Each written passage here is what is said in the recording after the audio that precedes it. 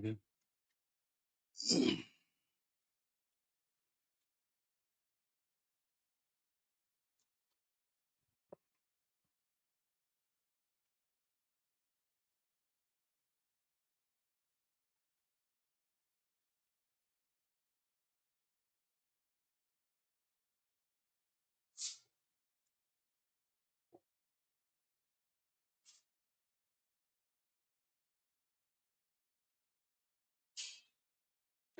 Okay.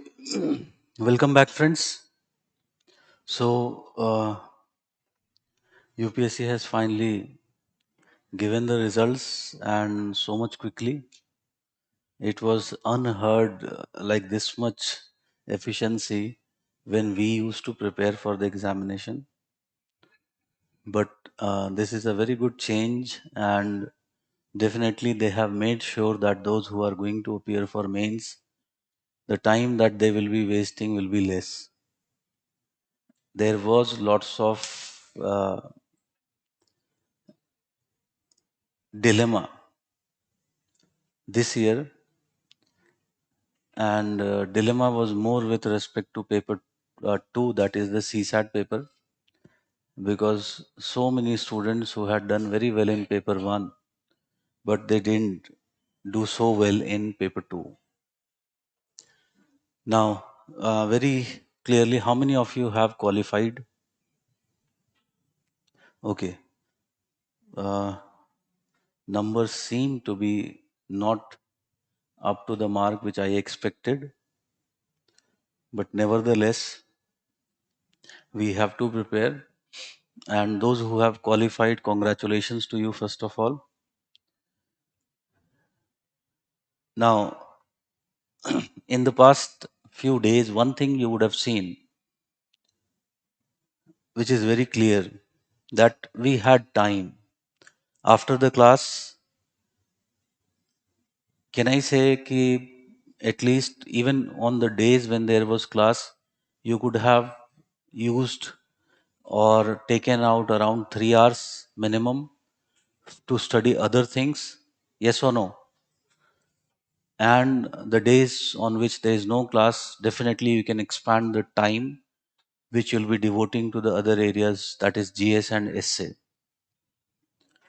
So make sure that you are not overburdened by the optionals, because as I have told you before very clearly, a balanced performance is what is getting you selected. So you have to make sure that the performance remains balanced. So without spending more time, because I have already discussed so much about strategy, in the meantime, I'll keep on pushing you. But right now, let us start with the models and theories, which is still left. And there are almost 11 questions which we have to do. From this, one thing more I want to say, what we have done till now, if you have seen that, assuming you had a little bit of, you had prepared the basics of models and theories, the classes, what they are doing is completing what is the gap between what is required by UPSC and what you have already done. So this means that just the basic revision and the class revision, it will do more than enough. And I have told you also before also that models and theories was one area where I was expecting that you will be little bit more prepared, or you would have at least done the basics. But there will be some areas where I expect that, or where we will in fact cover almost the entire topic as we move on. Like for example, in the last class, I knew very well that central place theory is one of the theories which most of the people don't understand. So took a question where I explained the basics of central place theory as well. Okay. So that is, with this, let us start with our next question. And the next question was, there are three questions which I have taken up. I had told you to read the material which I had given you. the Perux and Baudeville, you know that this topic is not only mentioned in the models and theories, you know that this topic is also mentioned in the topic of regional planning. So there is the growth pole and growth centers that is directly mentioned in the syllabus. So when you are preparing this topic, that means you are completing one more topic of the syllabus of regional planning. Okay. Here I had shown you that what type of questions they have asked, how they can even ask the breakup questions from this topic. I have selected three questions. Let us, which is not much related with the basics. They are more of a kind of applied questions or advanced questions. So first one is present a critique of growth pole theory. I'll give you 2 minutes. Frame your answers. Present a critique of growth pole theory.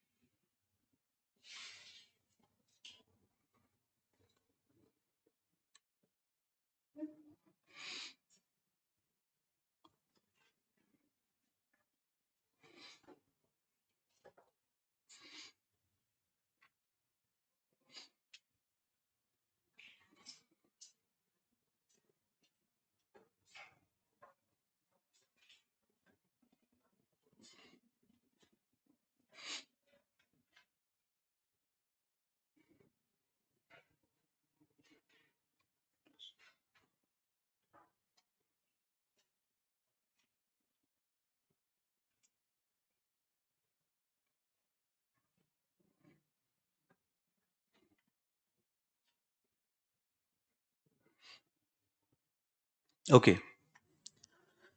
So here the primary keyword is essentially the growth pole theory, no doubt about this.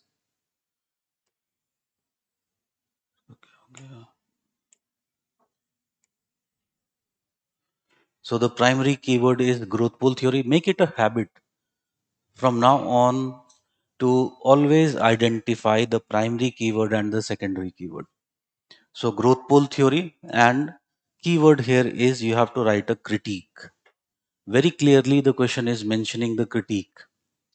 I believe then when this is specifically mentioned, what you have to do is you have to make sure that at least 60% of the answer is the criticism. At least 60% is the criticism. Okay. As I have told you, many places might be the case that you might not have the content which is 60% of the criticism. In that case, what you'll do, you'll explain, you'll give examples, you'll give case studies, but try to make sure that the 60% part is the criticism. That means rest you will explain about the growth pole theory. Okay. And so it was a more simple question, a very expected question, which can anytime be asked. So I know that I have to write here lots of things. So here again, introduction should be small. When we read your copies, one thing we find very clearly that you people many times tend to write too much bigger introductions, which I think is not a good way. I think that teachers should also change in this respect, because majority of the people who are teaching here, they used to write in a format when there was no fixed space given. So पहले ऐसा नहीं होता था कि there was 3 pages, 4 pages like this. So that means आपके पास liberty है, you can write any amount of words as you can. Okay. So I remember many times it used to happen कि 2 या 3 क्वेश्चन लिखे और उसमें एक copy पूरी finish हो गई. So it used to be like more like essays we used to write. But you have to be here very, very precise. So your introduction should be very to the point and certain. So I can start with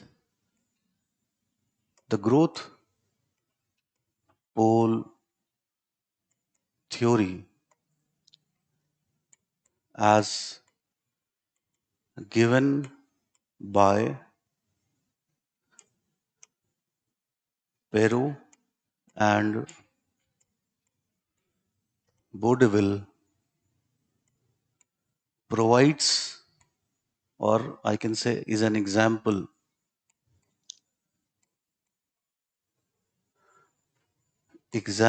of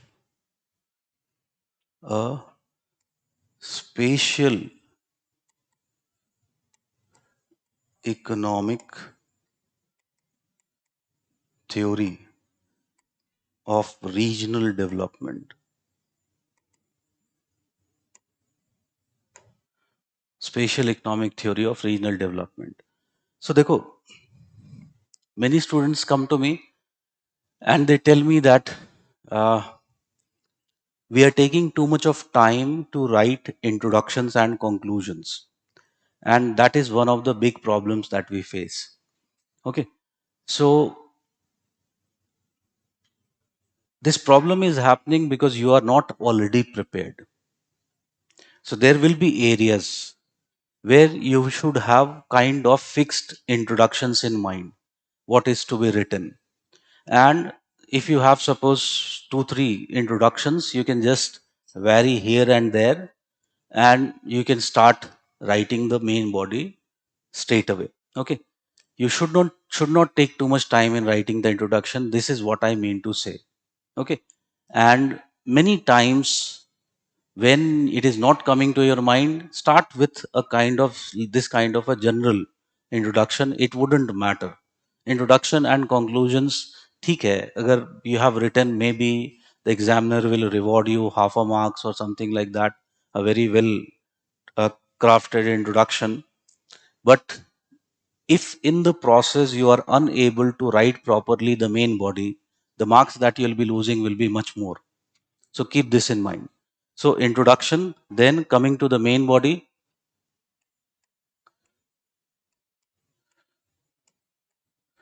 In main body, as I told you, almost 40% part will be the explanation of the theory. And when you are explaining the theory, you will write with respect to both. If you have read the content, It was very clearly given, Peru and vaudeville. So I would say that Peru, differing from the already present central place theory. Already there was central place theory, and Peru was very clearly aware, presented an economic theory of regional development. Regional development. Okay.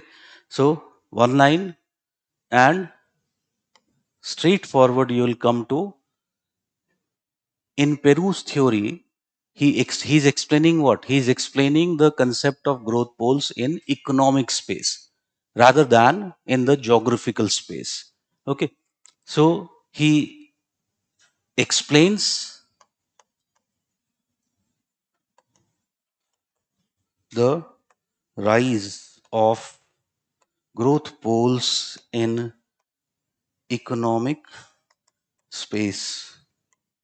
One more thing I would like to suggest, and I have seen that it actually bears very good results. Teachers have a very bad habit, and this bad habit is because we have read so many things, so many books, so much of content. Many times our language tends to become very complicated. So कई बार देखा होगा कि when I am speaking, I will continue to speak one sentence. जैसे कि constitution में लिखा होता है. All of you have seen constitution. ऐसा लगता है कि वो कभी खत्म ही नहीं होगा sentence. Okay.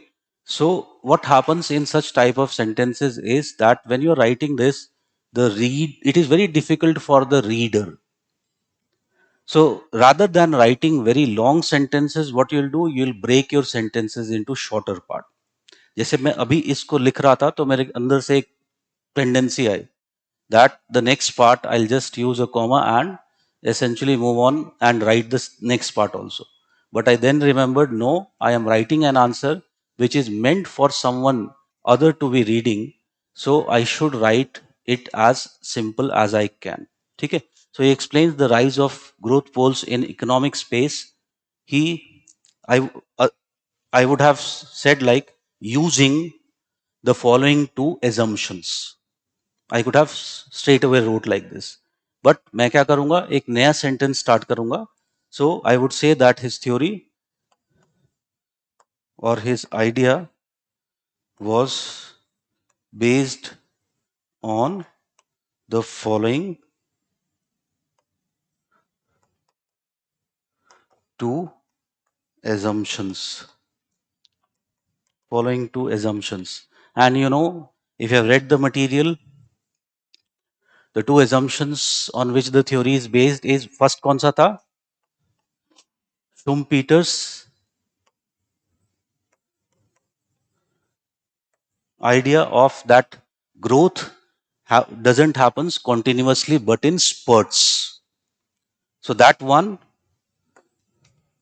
so growth always happens in spurts. And his second basic idea was based upon the idea of forward and backward linkages. Forward and backward linkages. I don't expect as an examiner that you should be explaining these points. When you are writing as a student, you will have in mind to explain these. But हमेशा याद रखना, answer writing is essentially what? It is a type of communication we are doing. So we are communicating to the reader. So होता यह है कि when I am like for in 500 plus or in the classes, when I am talking about, I will explain every detail. But here my listeners are the students who have come here to understand the concept. So that is why I'm doing. When you are writing, your listener or your reader is essentially a teacher, a professor who might have even done research on this topic. So you don't need to over explain it. You have to save your words. Okay? So just mentioning these would be sufficient here. Okay. And essentially, this was the main idea of, if you talk about Peru, Woodville. What he did, he added the geographical dimension. He provided a geographical dimension to the growth pole theory. So he saw that the theory could also be applied in geographical space. And Woodville has particularly, if you talk about, added the aspect of the external economies. External economies. यहाँ पर when you are writing about Peru, एक चीज मैं यहाँ पर भूल गया, इसके बाद you should also talk about, he has also given the concept of leading industries and dynamic propulsive firms. ठीक है, so वो भी मैं mention कर देना यहाँ पर, the leading industries and dynamic propulsive firms. And then you will come to Woodville and external economies. Again, speaking about external economies, you will not elaborate here. You'll just write the three headings which are written in the material. So, कौन-कौन से headings हैं? The external economies which are internal to the firm, first. Second one is those which are not internal to the firm but internal to the industry. And the third one which are not internal to both firm and industry but internal to the urban area. ठीक है? So all these three you will basically write the headings. No need to explain, because here very clearly the question is more on the critique. ठीक है? If it was analyze the growth pole theory, then I needed to explain it as well. यहाँ पर जरूरत नहीं है. So this, I believe, shouldn't take more than 70 words. Around 70 words if you're writing here, it is fine. Then you'll move on to the critical analysis of the theory, or you use the word which is given in the question, and that is the critique of growth pole theory. And if we talk about the critique of growth pole theory, that was also given in the material, although उसमें कुछ चीजें मैं add करूंगा अभी. So if you have seen,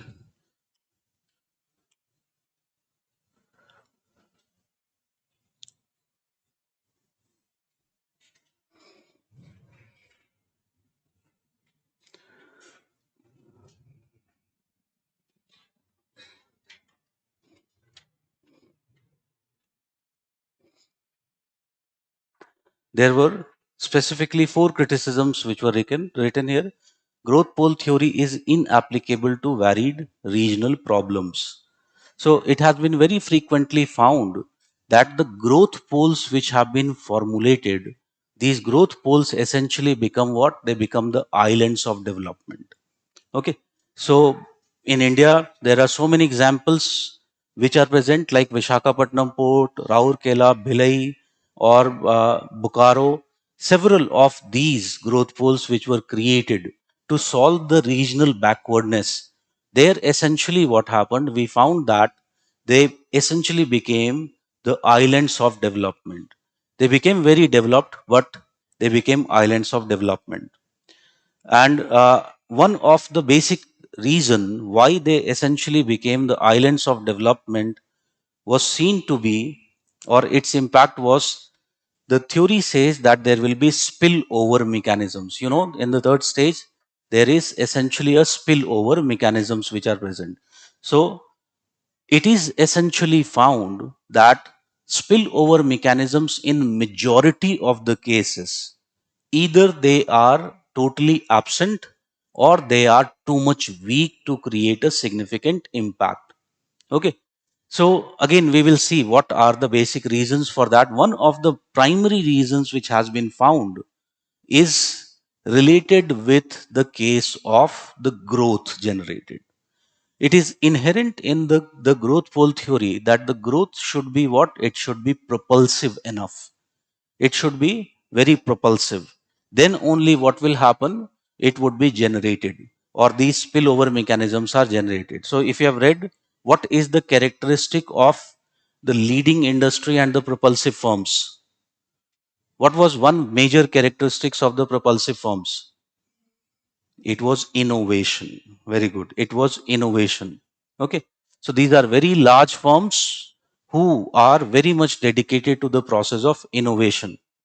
So what happens? Many of these firms we find that they are unable to innovate at the level. अभी मैं उस पे आऊंगा why this innovation is lacking in many cases. But they are unable to innovate. As a result, what essentially happens, they are unable to generate that propulsive growth momentum. And if you talk about that propulsive growth momentum, you can take the example of India. We use the growth pole theory for solving our problem of regional backwardness. But essentially, what happened? Can we say that if we talk about till the period of 1990s, our growth rate was very low, which was famously also referred to as the Hindu growth rate, around 4%. So the growth rate was low, and one of the reasons was that we couldn't innovate at the level which was essentially required. And many times the firms become too much bureaucratic, they become too much large, which also is resulting into such kind of tendencies. So this lack of spillover mechanisms becomes the primary cause of why the growth momentum is not translated into the region. ठीक है. So this is one. अभी मैं इस पे एक और point बताऊंगा बाद में. I'll link it with that. So that is one problem. Second type of problem is, both of these are actually interrelated issues: urban and industrial bias. So if you talk about the growth pole theory, can we say that the growth pole theory was essentially formulated with respect to the developed world and on the experience of the developed world, and mainly taking into account the process of modernization, which is a byproduct of Europe and the European development? Okay, very clearly here, the process of industrialization is the key. The theory very clearly talks about the propulsive industries and the propulsive firms, leading propulsive industries and dynamic propulsive firms. So it has very clearly an industrial bias, which, you know, industrial development is tied to the idea of urban development. As industries develop simultaneously, what will also develop? There will be urbanization growth taking place. So what we see in the theory is there is presence of functional rigidity. There is very clearly functional rigidity found. The application of the theory to, if you talk about developing countries, and can we say in developing countries, such type of a level of industrializations do not exist? Are they more agrarian? Yes or no? Particularly if you talk about the backward areas, they are still more agrarian. So the translation of this theory in creation of those type of growth poles, again what has happened? It has been very clearly questioned. ठीक है. So this will be the second major point that you will be explaining. दोनों को combine कर सकते हो. So that is another thing. So from practical point of view, if you talk about, we find that there are lots of issues in the actual applicability of the growth pool theory.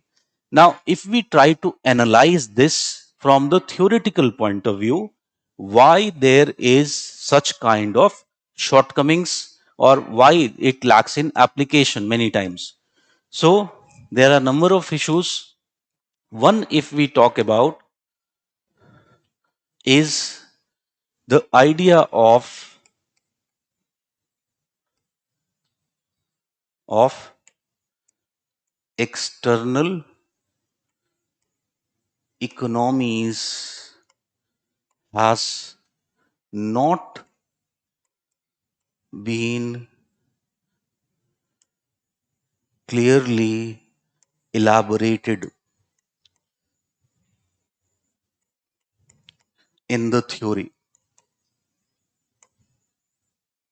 The idea of external economies has not been clearly elaborated in the theory. So there are number of people who have talked about the agglomeration and this external economies. So, for example, if you talk about Hoover discusses three type of external economies. He discusses three type of external economies. First is the principle of multiples. Principle of multiples. And what is essentially principle of multiples? Principle of multiples means that there will be increased specialization by the firms.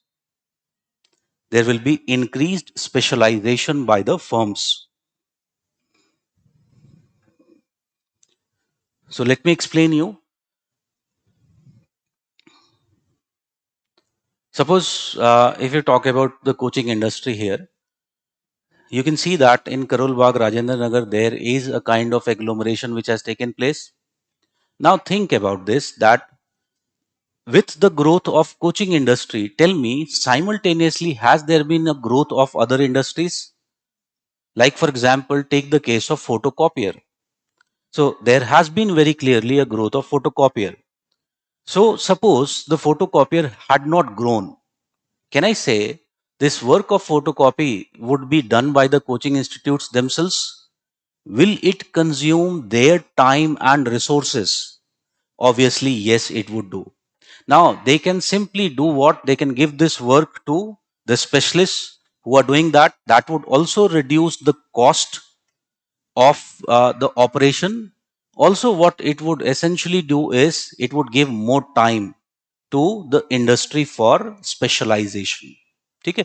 So, this is essentially what Hoover is talking about, the principle of multiples. Then, second principle he gives, the principle, second principle is principle of massing reserves. Principle of massing reserves.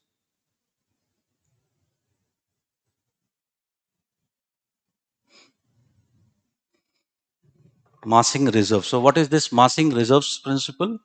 Uh, it simply means that if suppose there is agglomeration, then what can happen? An industry does not needs to keep reserve of, for example, raw material, very large reserves of the raw material.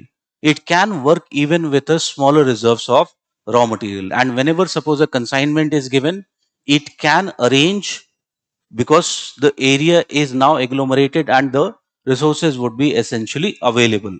Otherwise, what would have happened? It would have to also keep such large reserves for the future possible consignments which would be given to the industry. Okay, so this is second type of external economies which has been talked about by Hoover. Third, he talks about the principle of bulk transactions. Principle of bulk transactions. So what is this principle of bulk transactions? Principle of bulk transaction says that it is mainly related to the scale of operation. Okay. So suppose I gave you the example of coaching industry, and Suppose there is a photocopier who is working here. If there was only one coaching industry giving work to the photocopier, can I say जो अभी photocopy का cost कितना आता है 35-40 पैसा, I think 40 पैसा around. So if only one coaching industry was giving that, can I say that the cost would have been higher? The cost would have been higher because the work is done at a very large scale by several industries which are agglomerated in a particular area. And because of that, the work or the total business that photocopiers have to do increases, as a result of which they can essentially lower the cost. There also the scale becomes bigger, and because of that, what happens, they can lower the cost. So there is another, if you talk about lowering of the cost, which is taking place. So again, one, this has been explained by Hoover. Then Alonso, another one is Alonso.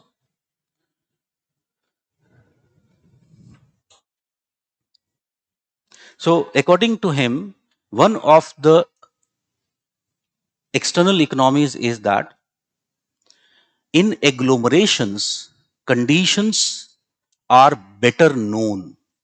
In large cities and agglomeration, the conditions are better known. Better known. Thus, businessmen can make investment decisions. Businessmen can make investment decisions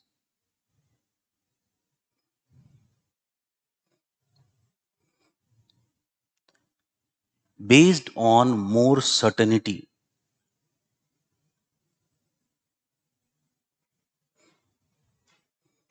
Based on more certainty. So what happens here? Uncertainty is minimized. Thus, uncertainty is minimized, which attracts more and more industries. Which attracts more and more industries.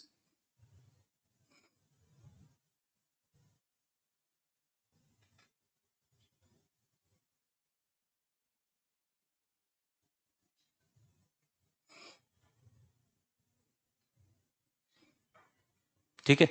Like for example, tell me, in India, which are the states which are attracting most of the FDI? Maharashtra, Gujarat, mainly the southern states and the western states. So why only there? There is more labor, there is a more demographic dividend which we are talking about. It is more present in which states? Can we say the northern states? There is the greater demographic dividend there. But still what happens? Most of the FDI is coming in these states, where many of these states have almost the demographic dividend is now gone or near to gone. So why it is so? Because there is more certainty of investment. So that is another factor he talks about which generates the agglomeration and external economies. Okay. Then another,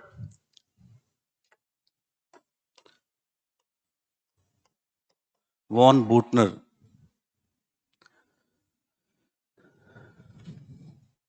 Von Butner believes that in such areas, the mobility of labor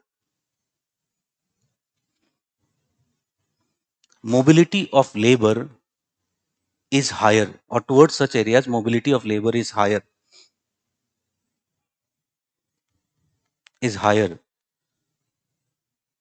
due to which,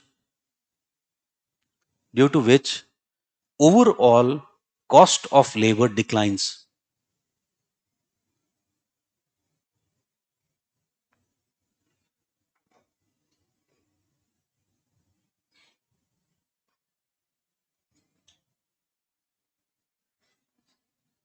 He also believes that agglomeration of large population, agglomeration of large population generates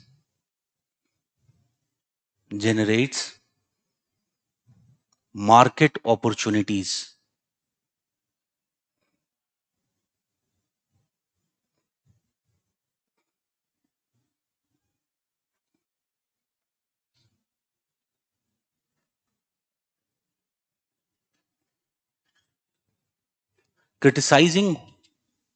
Criticizing him, Friedman believes that in such areas, eventually there is shift from eventually there is shift from labor intensive industries to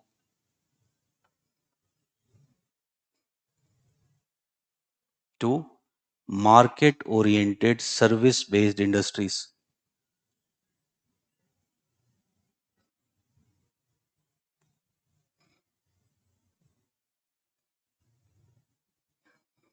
Service based industries. Okay, so in turn, what it means that Friedman is not very sure that labor is the main factor in the process of agglomeration.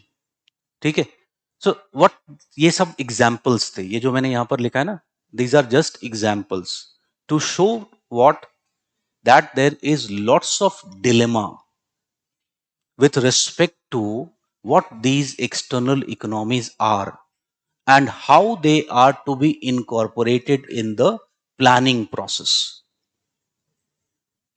So लिख लो 10, there seems to be a great dilemma. There seems to be a great dilemma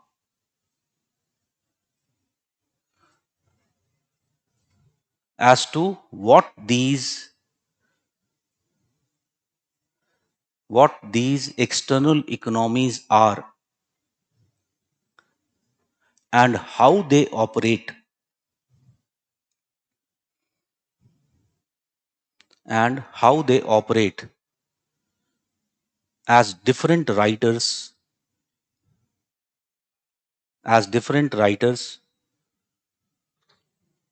provide a different account of external economies, different account of external economies. Full stop. This dilemma makes it difficult. This dilemma makes it difficult for the planners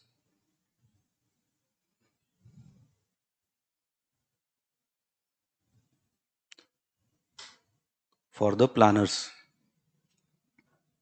Okay, so this is one big problem that we are finding. Second, another theoretical aspect which is not very helpful for the planning is that the growth pole theory doesn't mentions about the size. लिख लो. So next point we are talking about, this point is finished. So about the size and scale of growth centers. About the size and scale of the growth centers.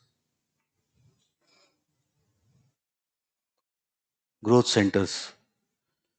Advocates have claimed the sizes between 10,000 to 10 lakh to be optimum.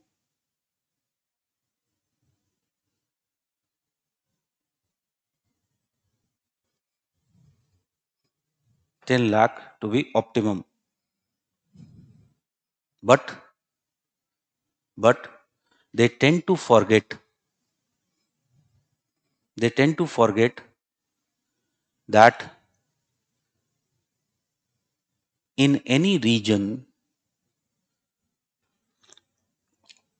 urban system consists of hierarchy. Urban system consists of a hierarchy of urban places. Hierarchy of urban places. Thus, a single optimum size is infeasible.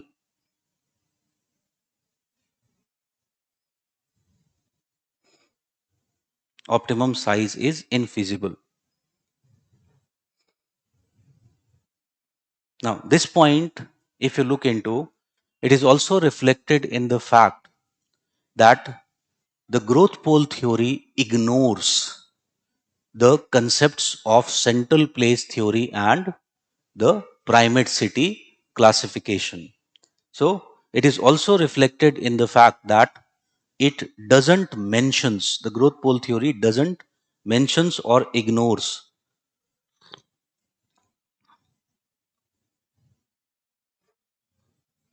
the conceptions of either central place theory, either central place theory or the primate city classification, or the primate city classification.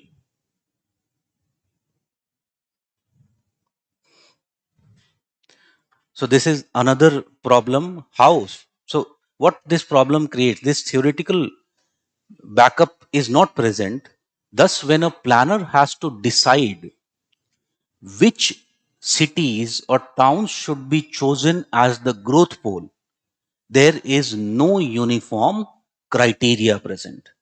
And thus अभी इसके example, इसके बाद जो question है application में, we will see that number of countries they chose the growth pole theory, and the choice of the growth poles was more determined by political and behavioral factors rather than essentially the economic factors. Outcome was essentially what? The failure of the model. So this is another, because the theory is more general, it doesn't elaborates what should be the size, how the growth poles essentially should be chosen.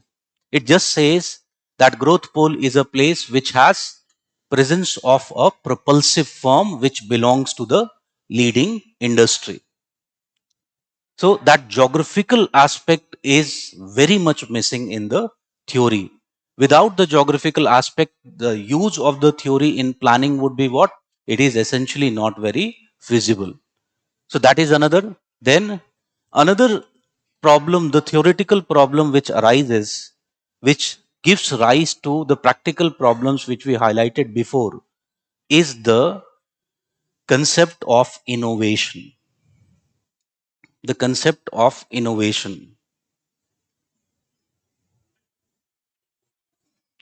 So, if you talk about the concept of innovation, the growth pole theory, what it says? The growth pole theory says that the propulsive firms are large firms which are very much dedicated to the process of innovation.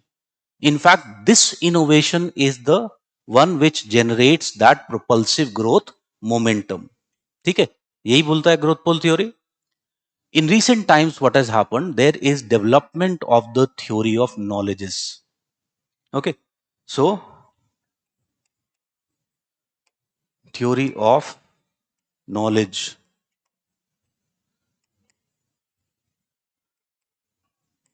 entrepreneurship, and innovation.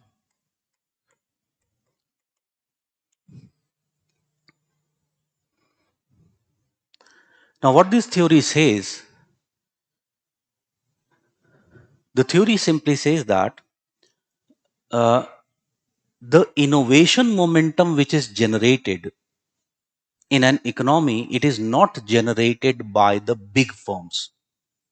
Okay, so the innovation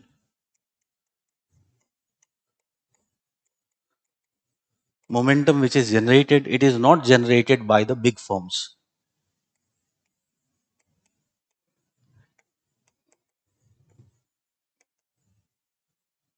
But by whom? But by smaller startup firms.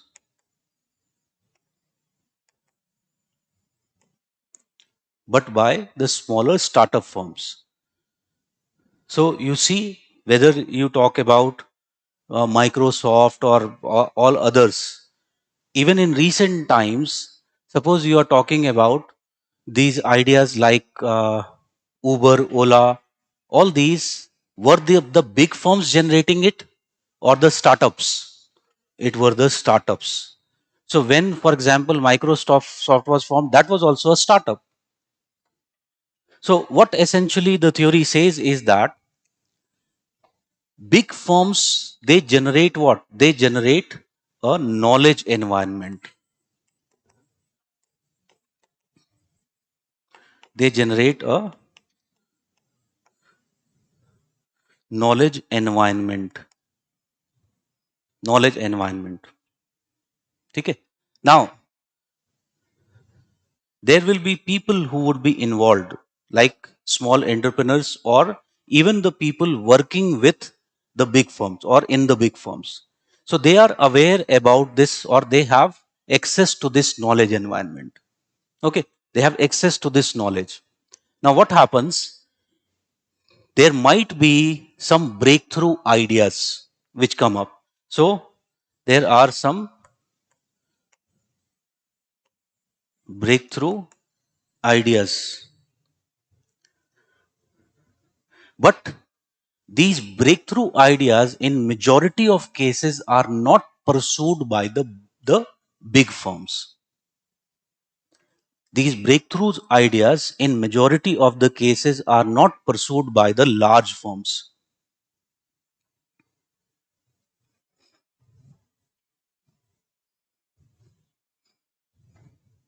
By the large firms. So there are two basic reasons for this. The primary reason is that in large firms, there is when there is a large firm, there is division of responsibilities happens, and there is a managerial class. So the managerial class who is responsible for taking the decisions, he might not be equipped technically to understand this breakthrough ideas, to appreciate such breakthrough ideas. And second important thing is the scale of operation of such large firms is so much bigger that they don't want to take these smaller risks. And because of that, what happens? These kind of breakthrough ideas are many times ignored, or majority of times ignored by these large firms. Who is pursuing these? The startups essentially pursue them, and some of them achieve big success and generate that growth momentum. Okay. So very clearly in recent times, there is the growth of this theory of knowledge and innovation. And it very clearly explains how this growth momentum is generated. Here, in what was the problem with growth pole theory? It was believing that if a firm is bigger, this firm will do what? It would invest in innovation, it would invest in research, and this research would also translate into those breakthroughs, which would generate those growth spurts. But it doesn't happens essentially like that. Okay, so this is another problem which was in fact a problem, because growth pole theory was very extensively used in the period of 1950s, 60s by the planners, 70s by the planners. So it was found that many cases it couldn't succeed. Okay? So this is another issue, which is the theoretical lacking of the growth pole theory, which doesn't help much in the planning process. You can see that today. Can you see that most of the countries are promoting startups, including India? So this is the reason, because now we better understand that how that growth spurt is essentially generated. Okay? So these things you write, इसमें कुछ add करना था तो हम पीछे add कर सकते थे, वहां पर I didn't tell you that, like जो हमने ये पॉइंट्स लिखे थे, ये सभी पॉइंट्स जो हैं, these points have been actually explained by R.P. Misra's growth foci approach. So in his growth foci approach, he has found some problems with the growth pole theory, the Western bias which is there towards industrialization and urbanization. He found that in developing countries, there this idea cannot be applicable because they are mainly what? Agrarian. And here the growth poles have to perform more functions. Like you have to take into account the central place concept. He found that the theory doesn't takes into account the central place idea. There is hierarchy of settlements found, and these settlements have also to provide various services to the population. Okay? So again, he takes into account the central place. Dekho, when we'll study settlement, we will see that cities can perform or they perform two type of functions. ठीक है, कौन कौन से तो दो तरह के functions होते हैं. One is the general functions और the central place functions जिसको हम बोलते हैं. ठीक है, and the second type of activity is the special functions. So here the growth pole theory is mostly focusing upon the special functions, but it ignores the aspect of general functions which the cities have to also perform. So he highlights that. Then third, in underdeveloped countries where there is still largely backwardness, what he finds that the cities or these growth poles should also be the centers of diffusion of information. For example, in rural areas, tell me, in agricultural areas, you if you want to develop an area, can I say information diffusion is very, very key? Obviously, yes.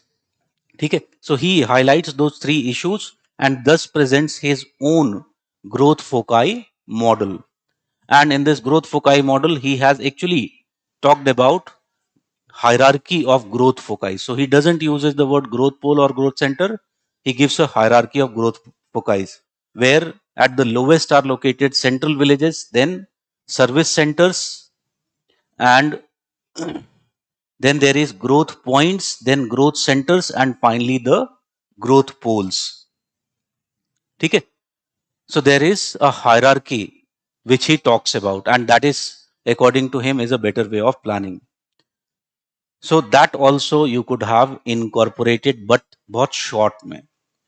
The three criticism and just a framework. इस framework को लिखना नहीं है, explain नहीं करना है. Just what you will do in this answer, you will just draw a triangle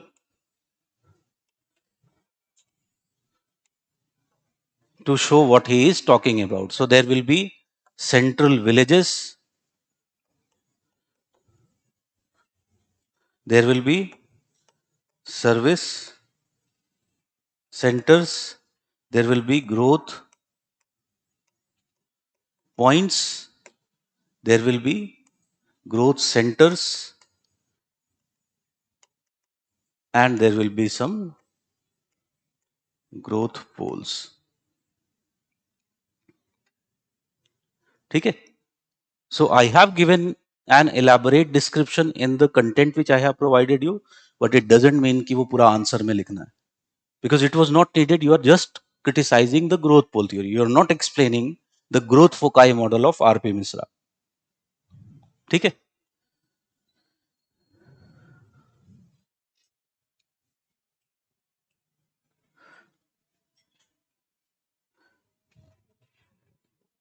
So criticism में कहने का मतलब है, criticism में what you can do, you can make a structure of the issues in the theory of growth pole or theoretical shortcomings of growth pole theory. That can be one जो मैंने लिखवाया अभी. And these theoretical shortcomings, what they are giving rise to, they are giving rise to the problems in applicability of the growth pole theory. ठीक है. जो material में लिखा हुआ है, that is essentially the applicability part, the problems in applicability. What I have dictated in the class, that is the theoretical part. I hope it is clear. Okay. Let us move on now. And the next question, that is, examine the application of growth pole theory as a regional development policy.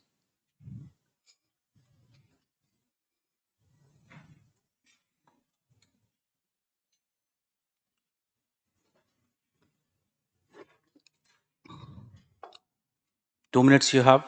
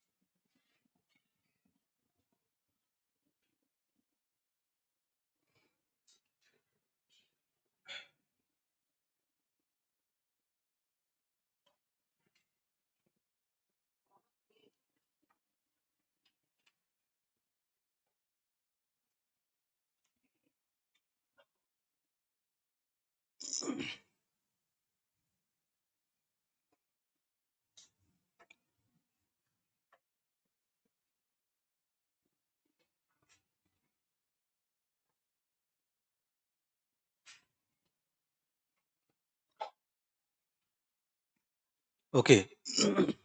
So, question is examine the application of growth pole theory as a regional development policy. Growth pole theory as a regional development policy. So, this is my primary keyword. Secondary keyword is the examine. So, you have to talk about how much successful it was or unsuccessful it was and why it was so. Okay. So, that is basically the case. Now, when I'm writing, one thing I have to very clearly understand, it is about application of the growth pole theory, not about the growth pole theory. Okay. So most of your answers should be with respect to what? It should be with respect to application. यहाँ पर देखो, compare it with the previous question, present a critique of growth pole theory. So there it was growth pole theory which was the primary keyword. That is why we wrote 40% of the part in the explanation of the growth pole theory. Here it is not required, here it is not expected that you will be writing that. It would be your wastage of time and space. Okay. So application of the growth pole theory.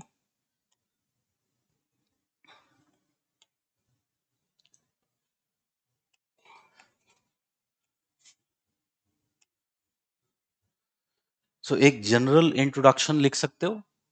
So what is the basic aspect which is in the growth pole theory? So हम इसको simply कह सकते हैं, since its inception,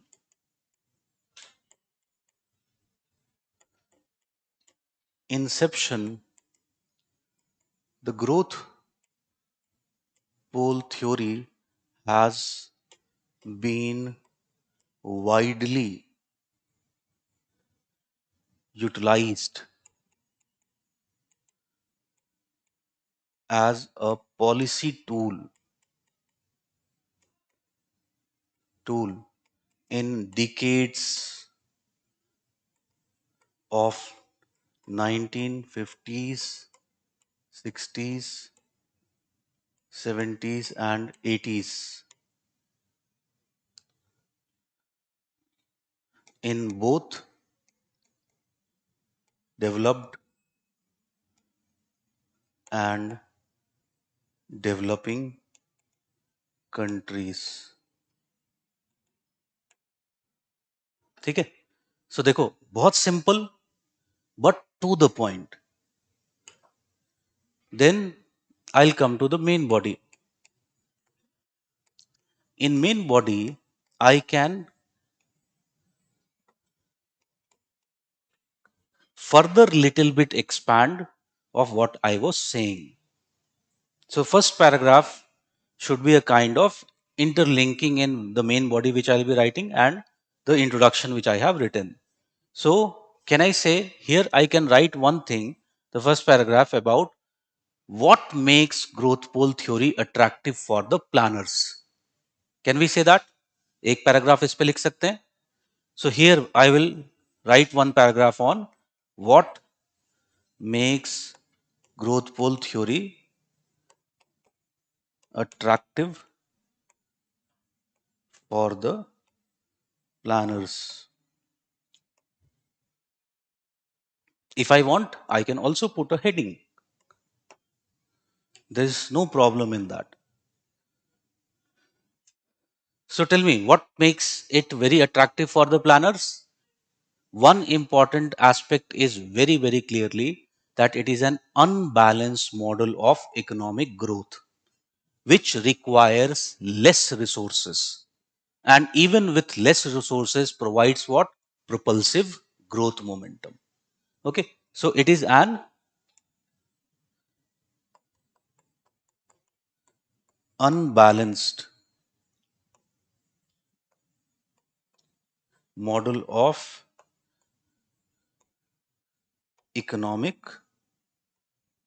growth, which which with limited resources, with limited resources, again, provides fast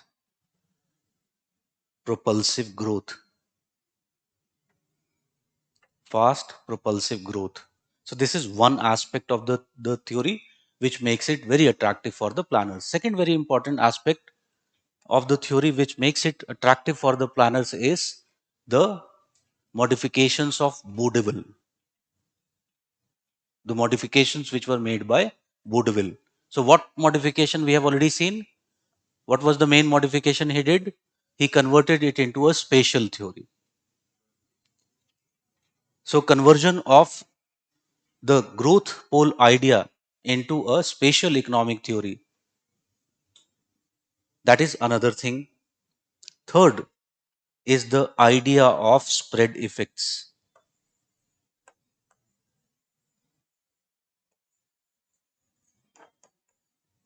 Idea of spread effects.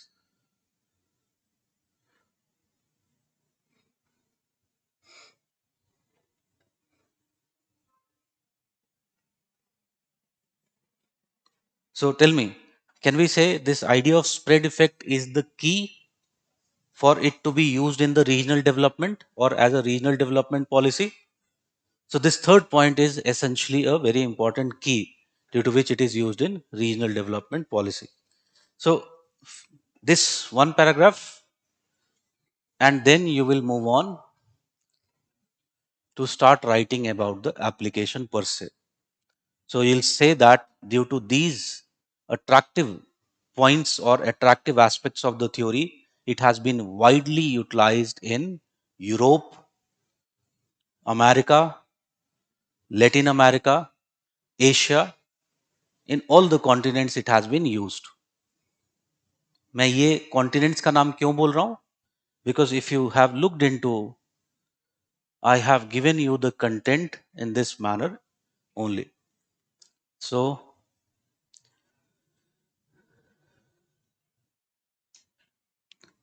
how it has been applied, some examples of application in Europe. Several countries have used that. Very much used in the southern Europe. It has been very much utilized in the southern European countries. For example, here two examples are given: Italy and Spain.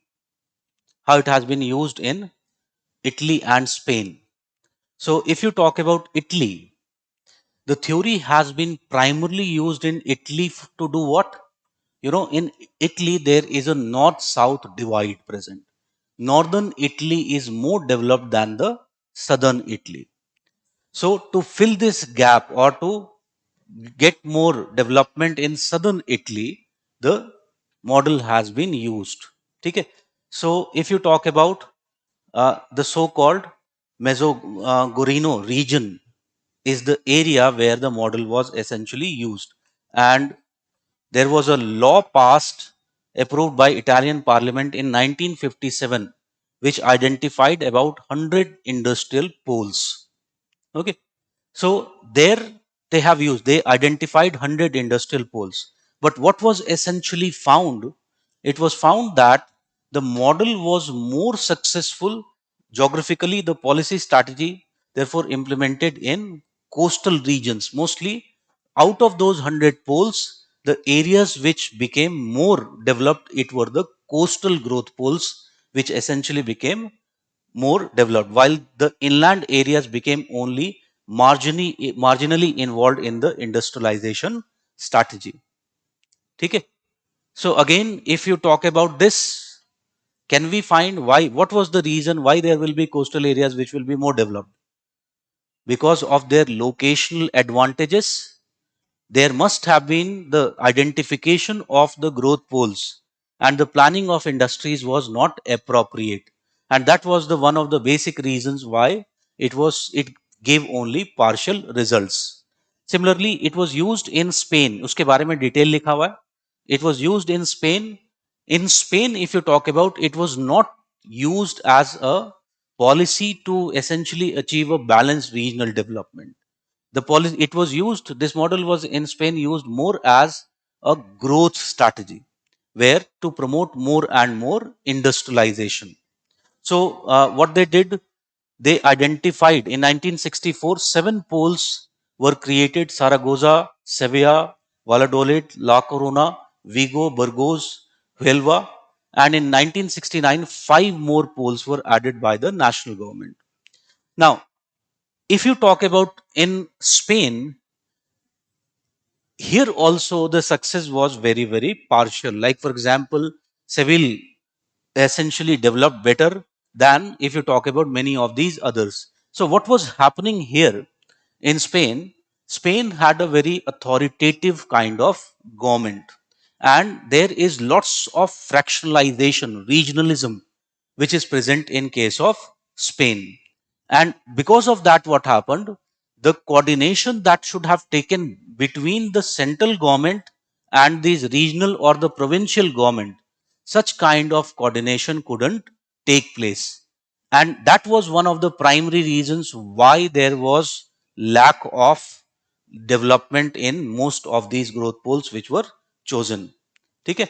So again, it is given in all detail. Then application in United States of America or America. So here what was chosen? If you talk about in US, there was Appalachian Regional Development Act was approved in 1965. So you know Appalachian region कहाँ पर lie करता है? There is the Great Lake, which is industrial Midwest, and there is the Atlantic seaboard region. Both of these are the Atlantic megalopolis region जिसको बोलते हैं. Both of these are highly developed, and it essentially lies where in between these two, which is comparatively underdeveloped. And here also several problems arose. For example, each area was organized around a growth center, and you see here an inconsistency between theory and implementation, low level of place selectivity, and the identification of an excessive number of areas, many of which could not reasonably qualify as growth centers. The policies, inherent exposures to political pressures, all these factors became the major cause of why, if you talk about this area, still is not comparatively as developed as the other two areas. So here again the expected growth couldn't take place. Similarly, in Latin America, बहुत सारे examples दिए हुए हैं. Chilli का example है, there is Peru's example, there is Argentina, Brazil, Venezuela, सबका example दिया हुआ है. So just go through that. ठीक है, सब में यू विल फाइंड कि जो अभी हमने पीछे वाले क्वेश्चन डिस्कस किया है, you will find the explanation there. ठीक है, दैट मीन्स ये जो दो क्वेश्चन हमने किए, you can use interchangeably. When you are writing question number 1, examples of that you will find in question number 2. And when you are writing question number 2, the explanation of those examples you will be finding in question number 1. Okay? So use both of them interchangeably. Moving on to our third question. There are complementarities between central place theory and the growth pole theory. एक और example मैं बाद में करवाऊंगा in industrial geography India का. ठीक है, so when we'll study industrial geography, we'll see that how we applied growth pole theory. So that also you could have used here. But remember that यहां पर चाहो तो लिख भी सकते हो for your reminder. Okay. There are complementarities between central place theory and the growth pole theory. It is a 150 word answer. Very good question. Try to write it. It will open your thinking process.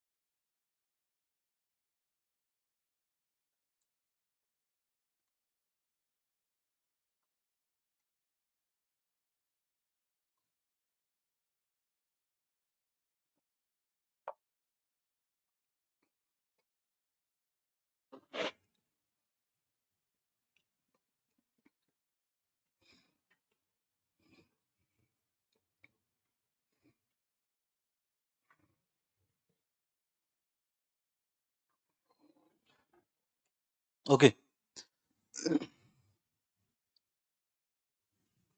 Actually, I forgot to add a keyword, secondary keyword here. मैंने वो statement ही बस लिख दिया है. So there are complementarities between central place theory and growth pole theory. The keyword was essentially explain. Okay. So primary keyword is very clearly here the complementarities which are there between the central place theory and the growth pole theory. ठीक है? And if you talk about these complementarities, if you read the theory and the literature related with it, you'll not find too many points in this answer or in this topic. Okay. So what you'll do, you'll have few points and उसी को explain करना है. So I can start with an introduction.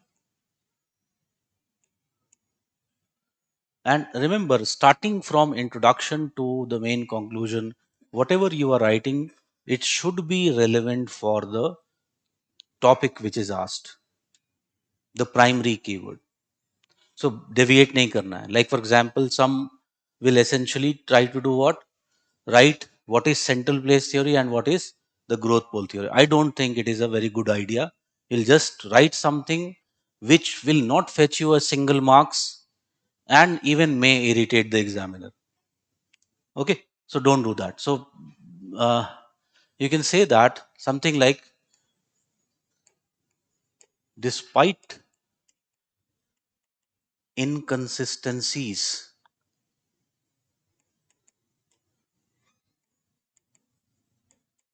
in the application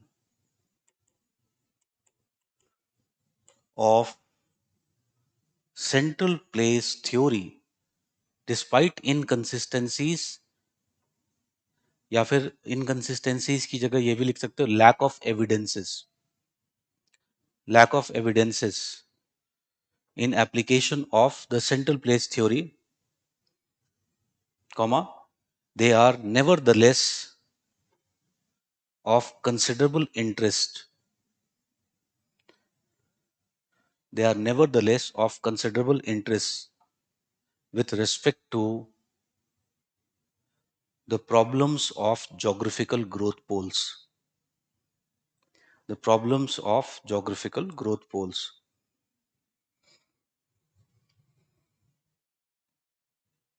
So, one introduction, main body में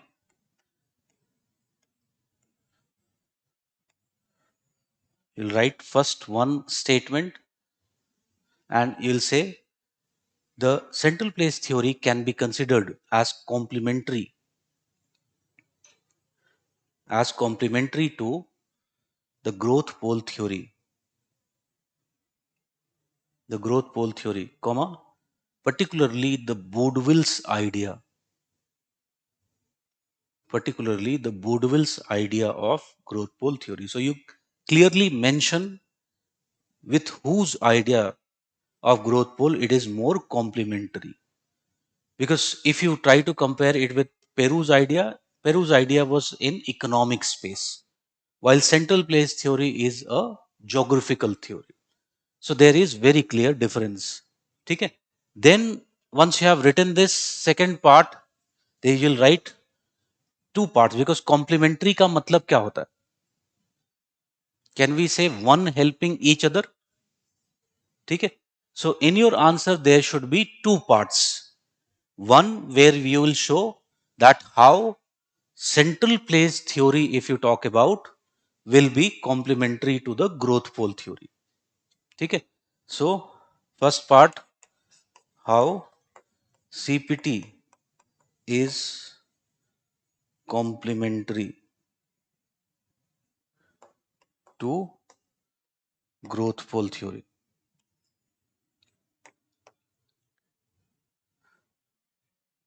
So अभी हमने बात की थी इसके बारे में. What was the basic problem in the growth pole theory? Can we say the growth pole theory talks about growth poles, growth centers, but it doesn't defines the size, scale, location of such growth poles and growth centers. So it is silent about the size, scale, and locations of such growth poles and growth centers. It is not very clear about that.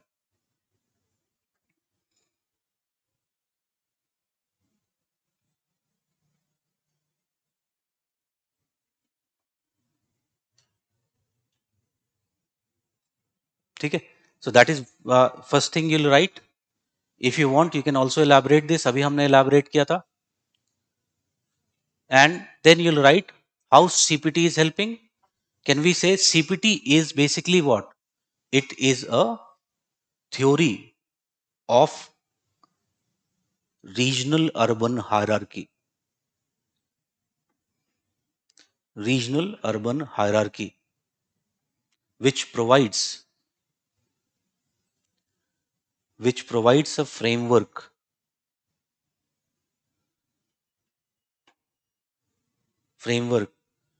as to where functional growth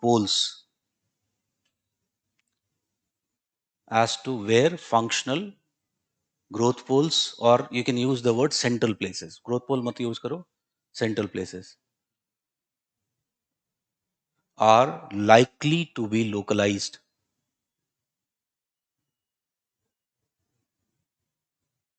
Likely to be localized. It is the only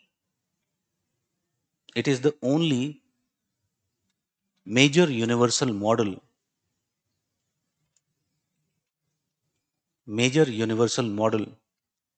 which takes account of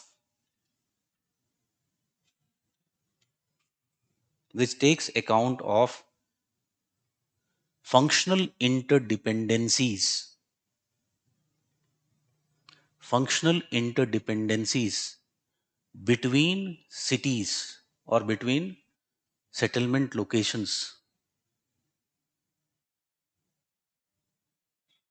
resulting from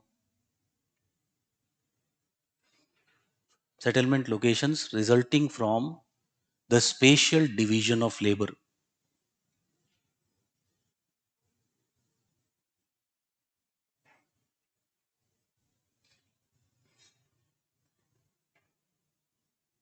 Okay? So that's what it does. It helps in identifying, this aspect of the theory helps in identifying the particular growth poles, because always remember, any growth pole will also be what? It will be a central place. Okay? It will also be a central place. If you want, इसको अगर इस point को further expand करना है, tell me, can I use the name of RP Mishra? अभी हमने बात की थी.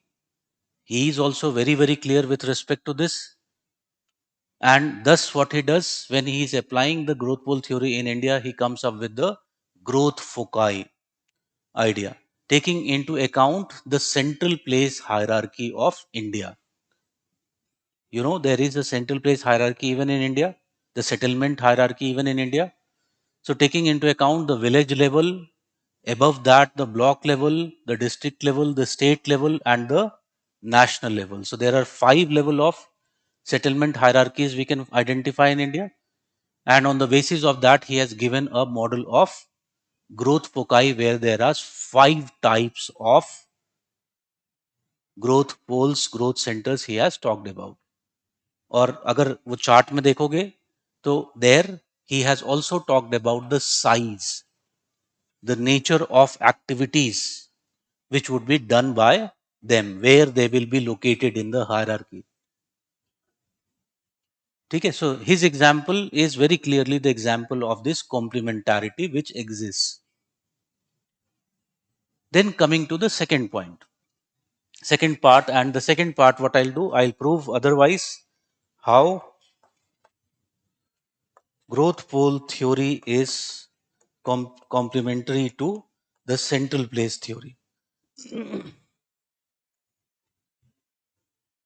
So tell me, can we say that central place theory is essentially a theory of settlement locations? CPT is essentially a theory of settlement locations. 1 minute, इसको complete कर लें फिर पूछना. It is a theory of settlement locations which just explains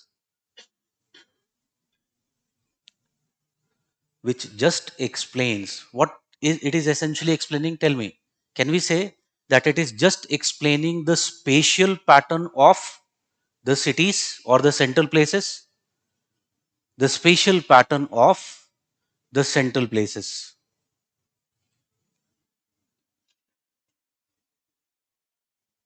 Can we say it does not explains many aspects? Like for example, it doesn't explains how these central places come into being.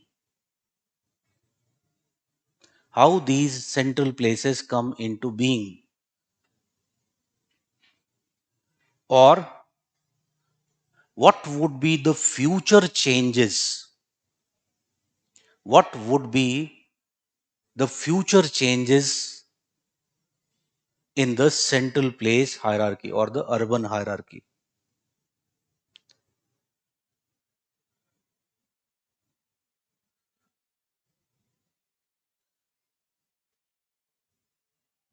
So tell me, can we say growth pole theory? What it is doing? It focuses upon the development activities in the growth poles or the central places. So it focuses, growth pole theory focuses upon the development activities of the growth pole or the central places.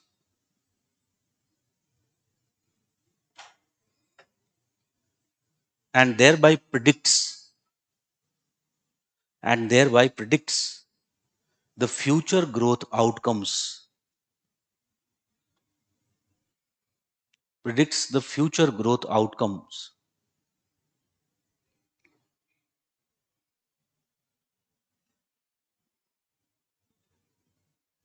So can we say, thus can we say it completes the central place theory as well, or it complements the central place theory as well? So देखो central place theory क्या है? It is a very static theory and it is not very useful for predicting what will be the change in future. It is just focusing upon explaining some economic aspects related with the how there is distribution. Major focus of central place theory is on the distribution. While if you talk about the growth pole theory, it is more concerned about the explaining the evolution of such cities, how they evolve. ठीक है? And that is why we are saying that both of them are complementary to each other. ठीक है? So that is basically you could have written. Ideally मैं अगर लिख रहा होता तो मैं क्या करता? आरपी मिश्रा को conclusion में use करता. Once I would have written these two paragraphs, I would have used RP Mishra as someone who has done this complementary work in his growth foci model, and I would have written that in conclusion. Okay? So that is the case of these. Moving on, question number 4, examine the concept and implications of land rent theory.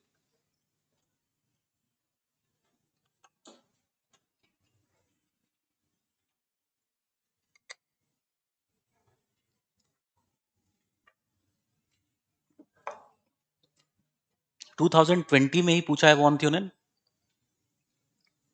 I think so.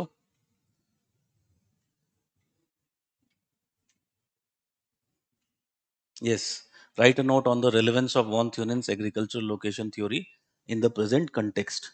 So it was asked in 2020. That means chances is comparatively less कि ये question जो जो पूछा है 2020 में at least वो तो नहीं पूछना चाहिए. ठीक है? But as you know, UPSC has asked many times even models and theories में, बिकॉज कुछ ही लिमिटेड उनके पास सेट ऑफ क्वेश्चंस हैं, जैसे कि पर्सपेक्टिव में है, तो उसमें उनको क्या करना होता है, उसी में से बार बार रिपीट करना होता है इधर उधर घुमा करके, and because of that they don't have too much of choice, and sometimes that's what we find, they are repeated very soon. So again, question number 4, examine the concept and implications of land rent theory. Now coming to this concept and implications of land rent theory, एक चीज बहुत clear है कि here the question I have asked is land rent theory has been asked.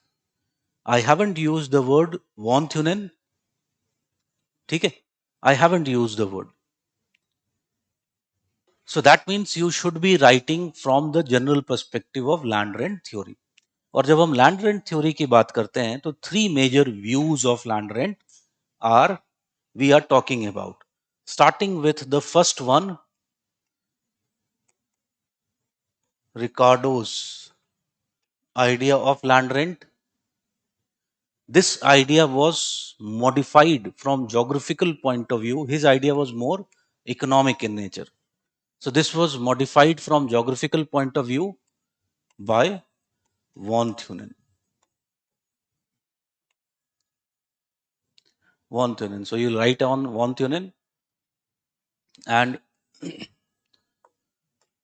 third, if you talk about,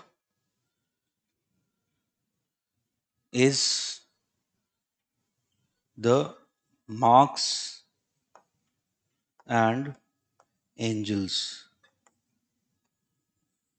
concept of land rent. ठीक है, so question में बहुत clear है concept and implications. So that means तीनों के लिए मुझे लिखना चाहिए what is the concept and what is essentially the implication. So I'll start my answer with the this same thing. कई बार क्या होता है कि when you cannot think of a good introduction, just a summary of what you are going to write in your main body can also serve as an introduction. So suppose I was not very quickly able to find a good introduction, can I just think and say the land rent theory or the idea of land rent has been elaborated by several scholars including these three names.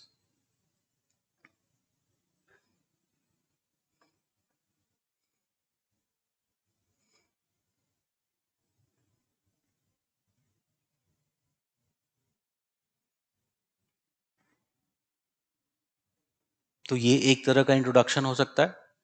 और if I wanted to write a more like a more powerful introduction जिसमें definitely या तो पहले से बना रखा है तब काम आएगा, वहां पर बनाने का टाइम नहीं होगा. So I can think of something like the concept of land rent lies central to explaining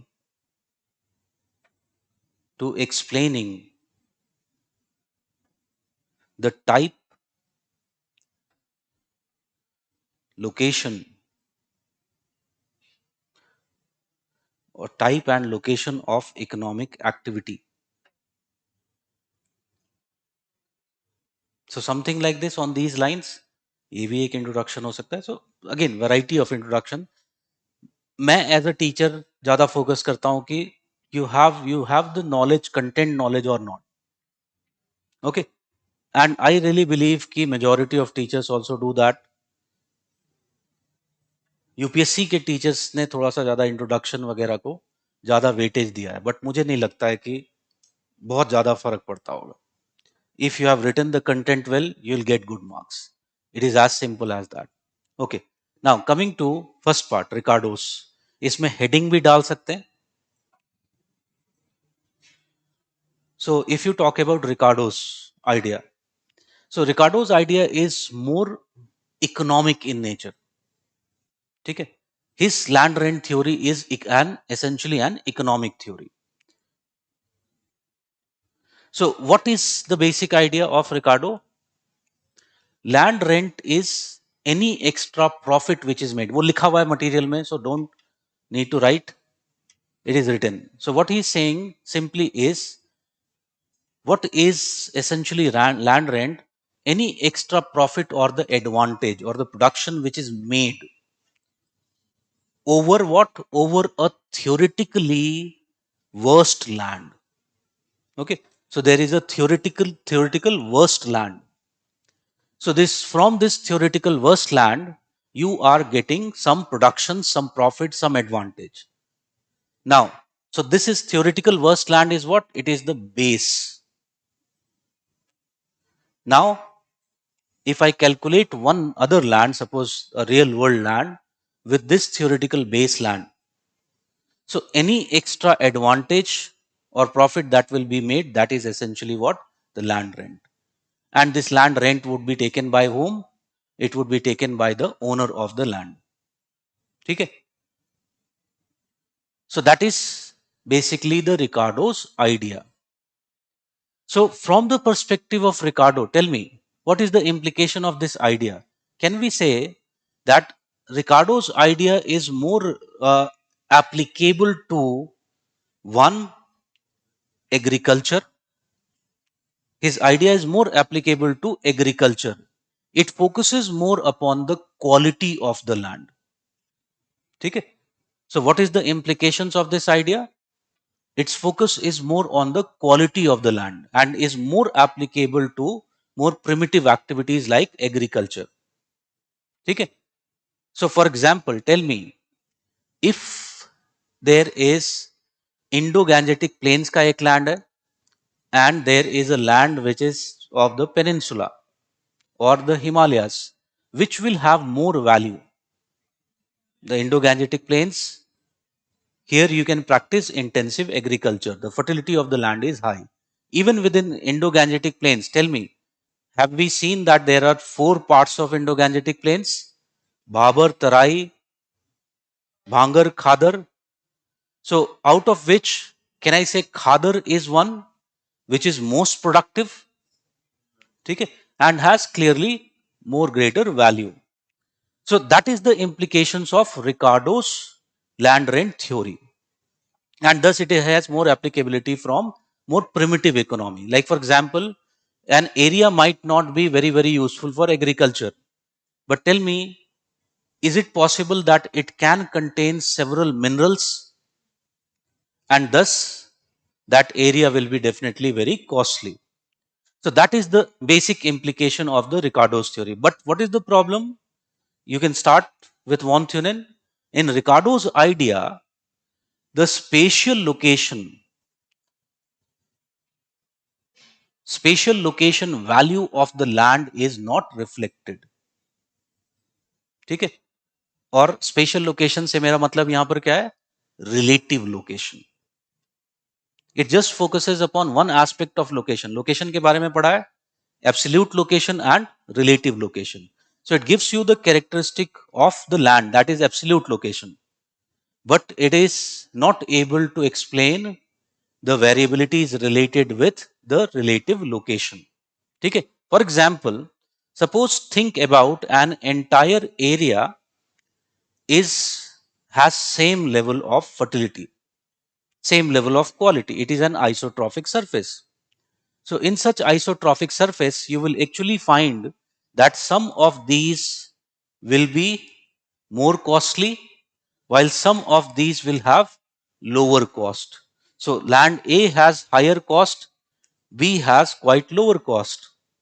So if I want to understand this, I will have to understand where it is located relative to other places. Like von Thunen explains the case of agricultural markets in the case of isolated estate. So the one which is more near to the market, what will happen with the value of this? It will be higher. The one which is farthest away, it will have lower value. ठीक है? Thus von Thunen essentially explains this. अब इसमें थोड़ा सा elaboration करना होगा यहाँ पर, and you'll have to write about the main land rent theory of von Thunen. He calls it as an economic rent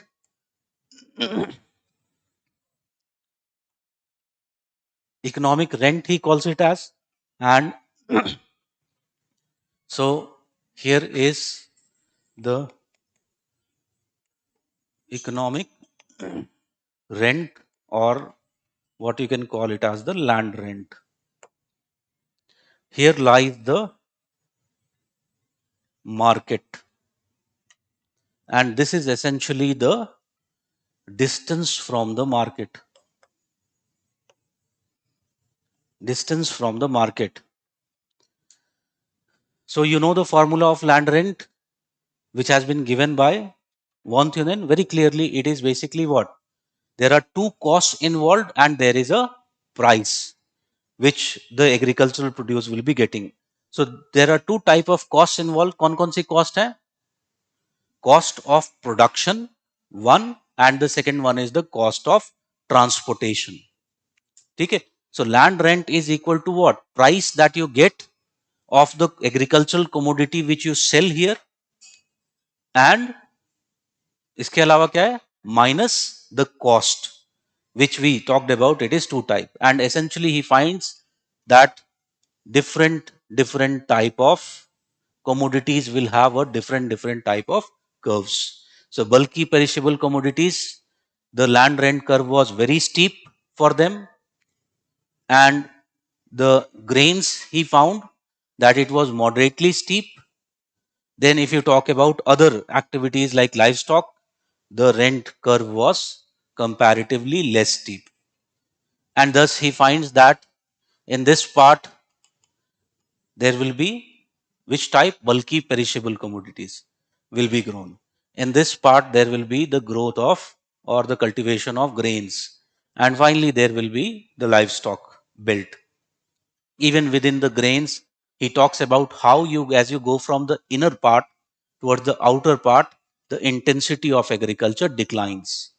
So in the zone 3, the agriculture is very intensive. The grain cultivation is intensive. When you go in zone 2, there is more fallowing.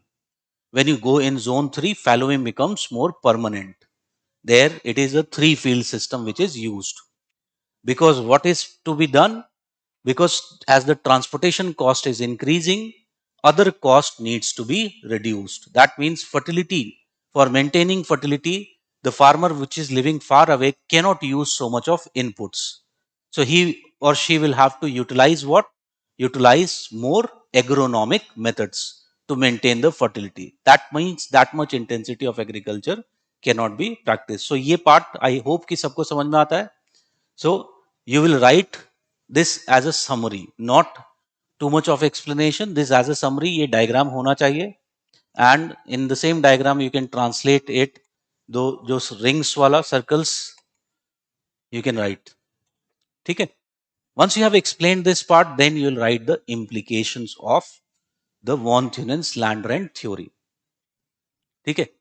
Now, when we are talking about the implications of the von Thunen land rents theory, there is no doubt, can we say that von Thunen model explains the pattern of agricultural land use in which type of agriculture? Does it explains pattern of agricultural land use in areas where there is subsistence agriculture being practiced?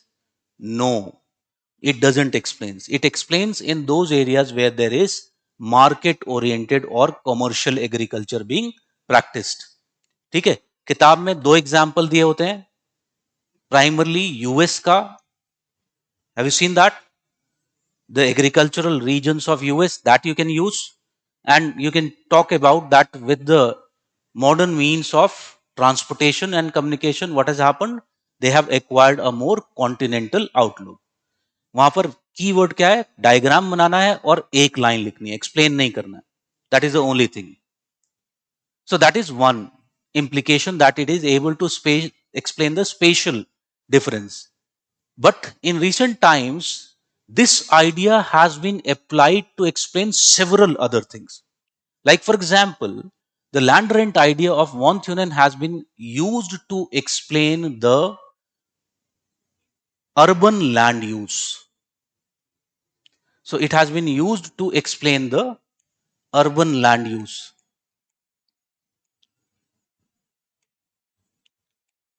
और इसको हम क्या बोलते हैं, urban morphology, urban morphology. सो एक diagram मैंने शायद दिया है, will just use that diagram.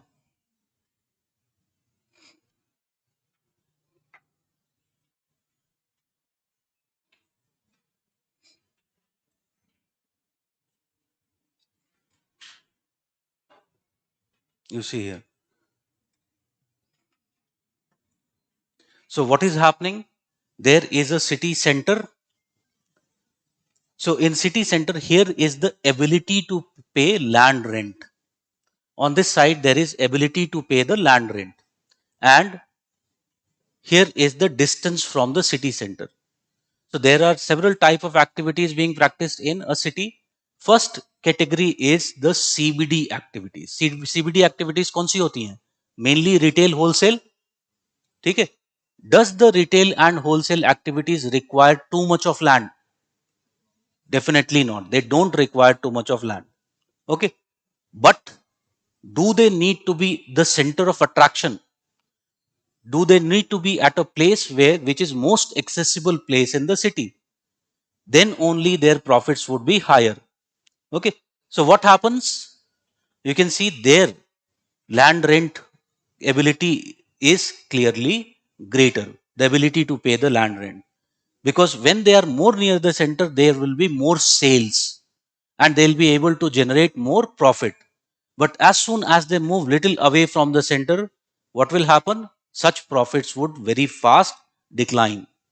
Because they don't require so much of land, their ability to pay the land rent is clearly better.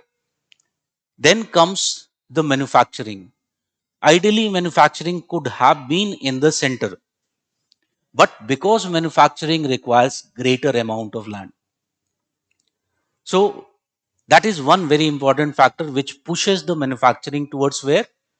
Towards the margins of this CBD.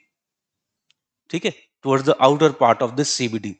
So you can see its ability to pay the land rent is this one. Then comes the residential. Residential's ability to pay the land rent is lesser. And you can see finally agriculture, it is even least. So you can see that because of that, now here the CBD activities would dominate because the profit margin is attained by the CBD activities.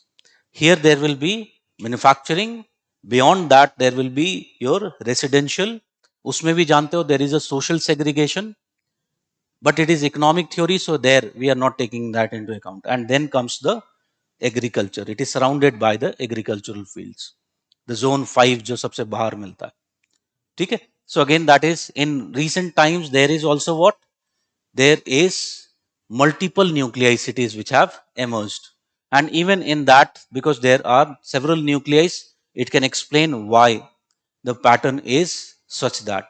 So this is another example of how the land rent theory has wider implications in explaining it. Then comes another example of its implication. It has also been used, the von Thunen model, it has also been used to explain the location of some of the industries. The same thing which I am talking here, I'll just expand this. So for example, if you look into the automobile industry of India, okay, so can we say the automobile industry of India is mainly market oriented? India में parts का major production नहीं होता है. We have started it more recently. It is mostly market oriented. We are bringing the parts and mainly India में क्या होता है, assembling is being done. So you will be finding the industry is located where the major market centers are present. But very importantly, the industry is not located in the major markets but on the outskirts of the major market. For example, take the case of Mumbai. Mumbai is a major market, but where the automobile industry is located? In Pune, not in Mumbai. Similarly, if you talk about Indore is a major market, but it is not located in Indore, it is located in Pitampura. Similarly, Delhi is a major market, but is it located in Delhi? Definitely no. It is located in Gurgaon, Faridabad, Greater Noida, on the outskirts of it. So again, why it is so? Same thing here, the ability to pay the land rent. It requires huge amount of land, and in the cities, main cities, land is essentially costly. So because of that, it is not located in the main cities, it is located on the outskirts of the city. Okay, so the von Thunen idea of the economic rent or the land rent has a wider application beyond if you talk about agriculture. Okay, so that is, then if you talk about the idea of land rent as given by Marx and Engels. Okay, so very important thing about Marx and Engels, they see it as a, they define land rent as basically what? As a mode or a tool of economic exploitation of the poor by the rich. So land rent according to them is a symbol of injustice. It is essentially what? It is a mode of economic exploitation of the poor by the rich.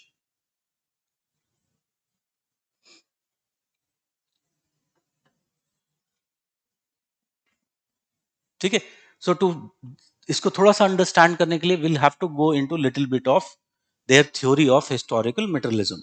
So how it essentially happens. So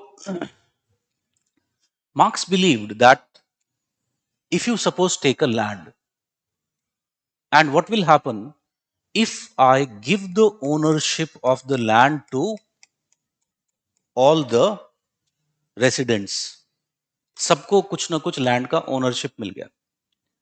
In this scenario, tell me what will happen. Can we say everyone will get a piece of land, there will be more equality? But one issue will be there, that everyone will have a smaller piece of land.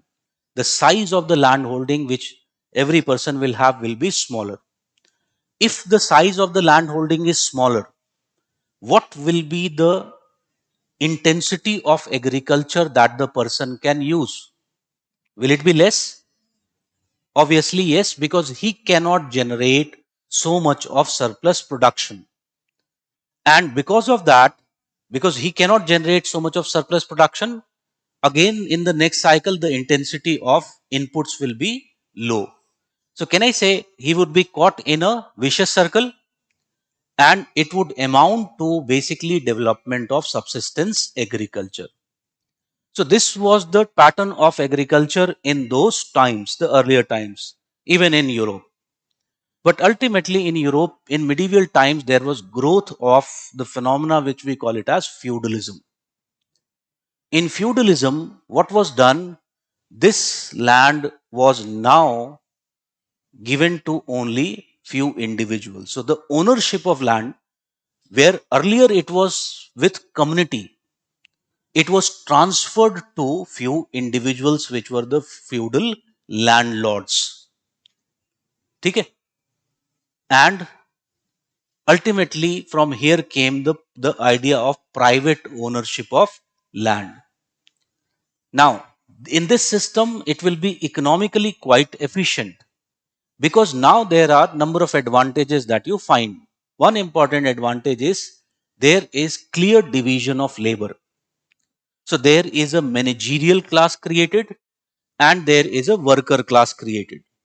So the managerial class, if you talk about the main activity of the managerial class, kya hai? The managerial class essentially wants to increase more and more revenue.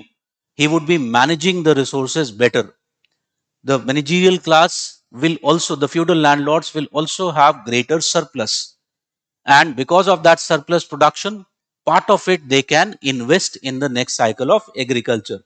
So with this, what will happen? Can we say the subsistence agriculture, will it be converted to commercial agriculture? Yes or no? Main difference दोनों में क्या होता है, subsistence और commercial agriculture में? It is the intensity of agriculture. So if you want to convert a subsistence agriculture to a commercial form, you have to increase the intensity of agriculture. So with this, what will happen? The intensity of inputs would increase, and thus would increase the intensity of agriculture. So in with this, what happened in Europe, there was the agricultural development which occurred in the medieval times. Okay?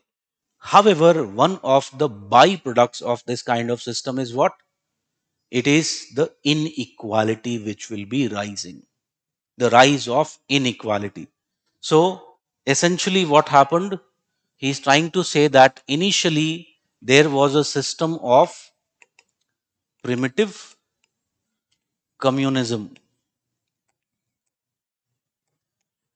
where community control was more important. But then came the feudalism. And with feudalism, now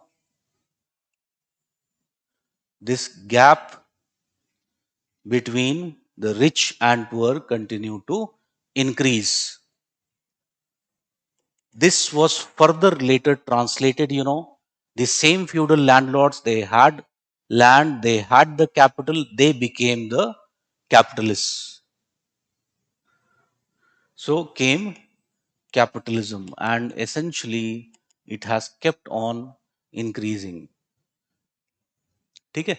So पहले भी बताया है that there will be essentially a revolution, and with this revolution ultimately will achieve a modern communism. So for Marx, communism was inevitable.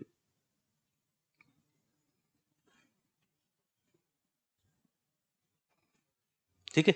So for Marx, what is the implication of the land rent? He sees it as a tool of exploitation.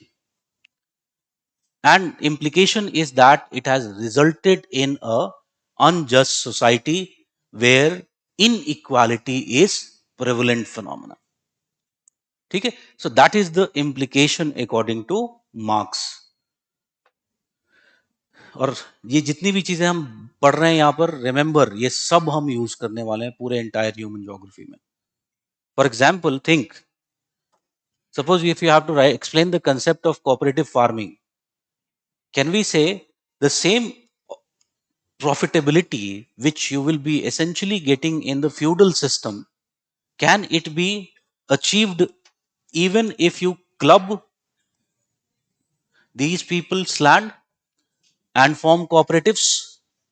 In this case, what will happen? The ownership will remain with those people, but same spatial division of work can be achieved, and similar kind of results can also be achieved. Cooperative farming has been very, very successful in many parts of the world.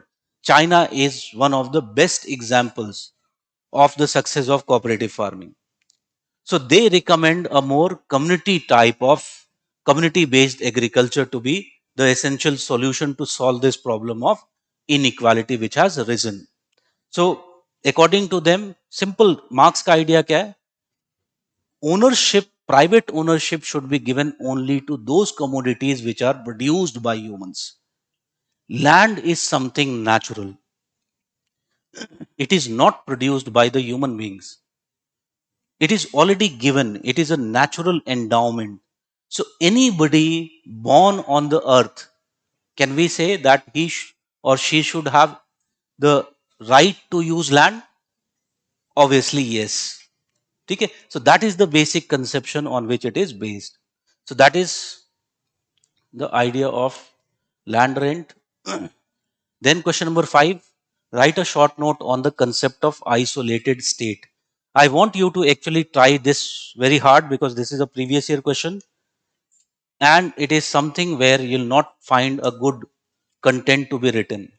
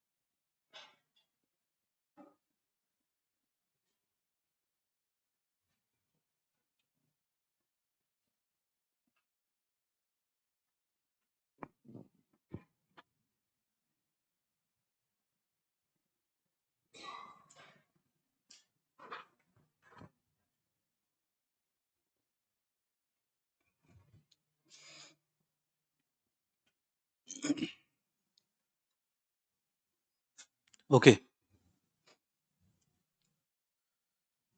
So the question says write a short note on the concept of isolated state. So पहले भी मैंने बताया है, और write a note, sorry. And keyword यहां पर क्या है? Concept of isolated state. So concept was the keyword associated with isolated state. That means the major focus should be on what? Explaining the concept of isolated state. अगर मैं यहां से concept हटा दूं, suppose, and I just write about the isolated state, then what will happen? I can write many aspects, but यहाँ पर major focus क्या है? Concept of isolated state. So conception को समझाने की कोशिश करनी है. So tell me, can we say I can start with an introduction here,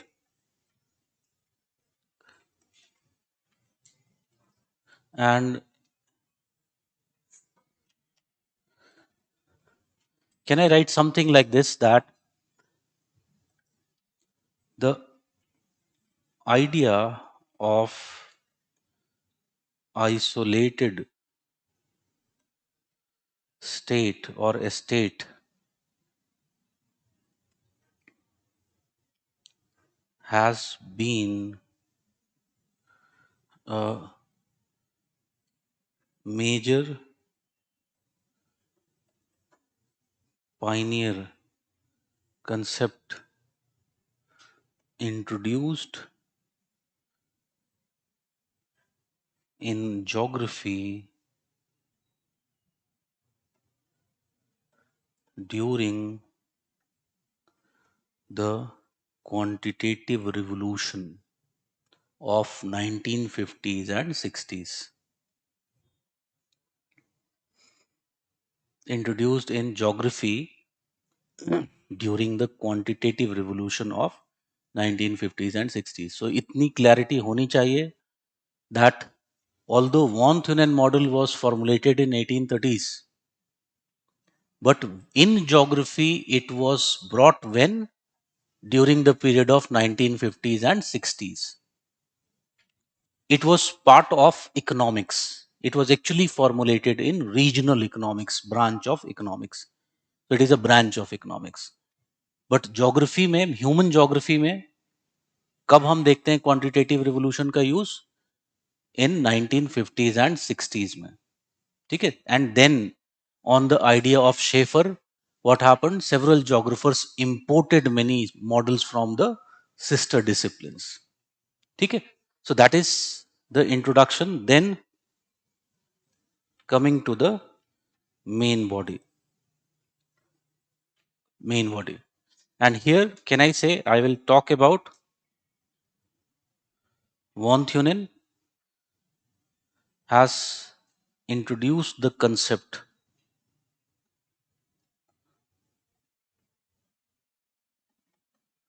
in his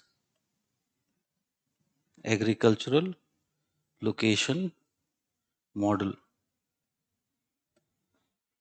So here, what is, according to von Thunen, an isolated state?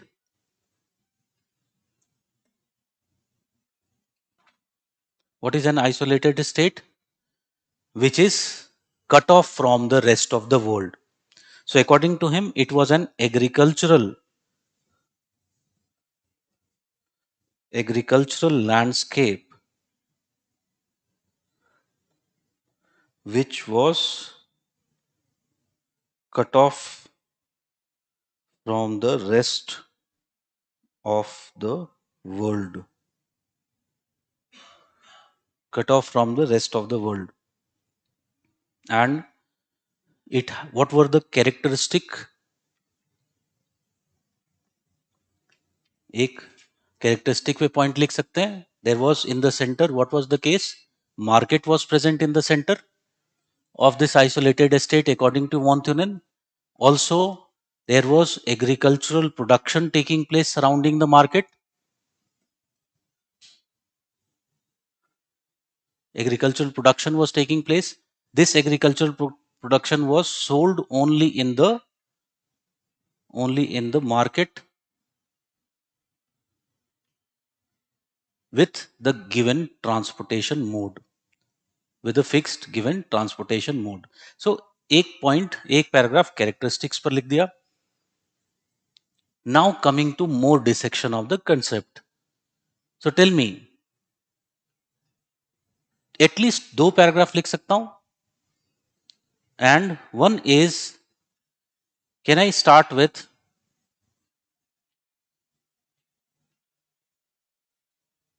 system analysis?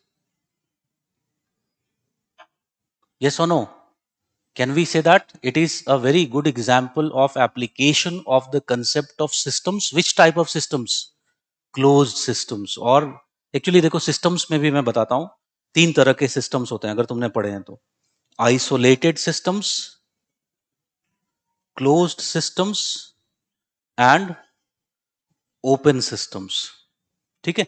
So isolated systems are the systems from where there is no input or output of energy or matter of any type. So they are fully closed. Closed systems कौन से होते हैं? Where there is input and output of energy but not of matter. That means they are not fully closed systems. And open systems, where there is input and output of both energy and matter with the surroundings. So you use the correct word. It is an example of what? It is an example of isolated systems. Isolated systems. And can we say the use of isolated systems sometimes becomes necessary in geography or geographical studies? So sometimes what happens? Sometimes it becomes necessary in geography. Why it becomes sometimes necessary in geography? Tell me. Can we say because geographical reality is very complex? Because geographical reality is very complex. And what happens? There are hardly any models or parameters to study this geographically complex reality or complex geographical reality.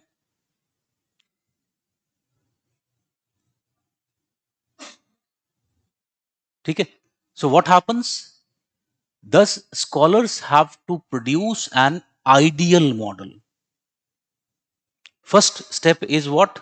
In theory building, the first step they use is that they produce an ideal case model. An ideal case model is being produced. And when they are producing this ideal case model, what they will do? In this, they will try to use, try to reduce the number of factors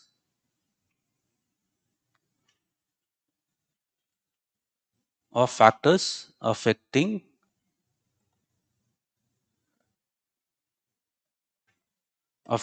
reality. ठीक है? So they are reducing the complexity, and this is done by what? This is done by use of either isolated or closed systems. In this case, we are not talking about energy. It will be essentially related with the flows of information, all those kind of things that can be treated as energy. Okay. So here we are not talking about energy. We are just using the term input output of anything. So it is fully isolated. There is no even information coming in or going out.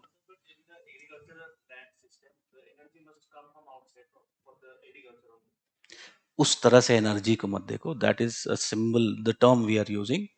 ठीक है? He is essentially doing what? He saying that एक area है, उस area का के जो लोग हैं, they are not affected, they don't hear anything from the outside. They have no knowledge of what is suppose the price, what is the method of production, anything. They have no knowledge at all. So वहां पर energy का मतलब information हो जाएगा. ठीक है. So in this isolated closed systems, what happens?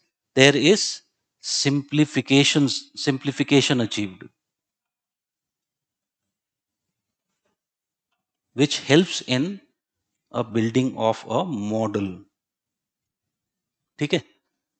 Then what happens? This model is tested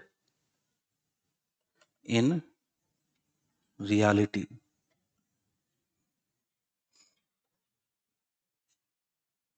It is tested in reality. So it becomes a tool of research in geography.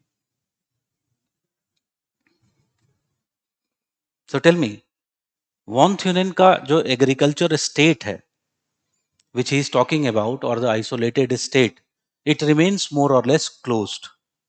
ठीक है. It was also how von Thunen has used. It remained isolated. एक और उसमें aspect है. It was also a regulated system. Another aspect in the von Thunen model is a regulated system. ठीक है. So within this agriculture state, what he is doing, he is further regulating it. And how he is regulating? First, he creates an ideal model, and from this ideal model, he sees that what happens once few modifications within the system are, or within this isolated system are introduced. And you know, two modifications he has introduced. One is a secondary market,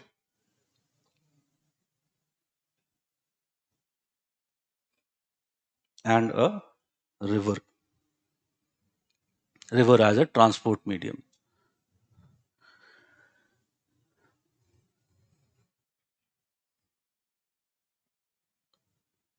ठीक है. So this is how isolated state, the concept of isolated state is essentially used. Next part of this answer, can we also associate it with the idea of, or manifestation of, positivism?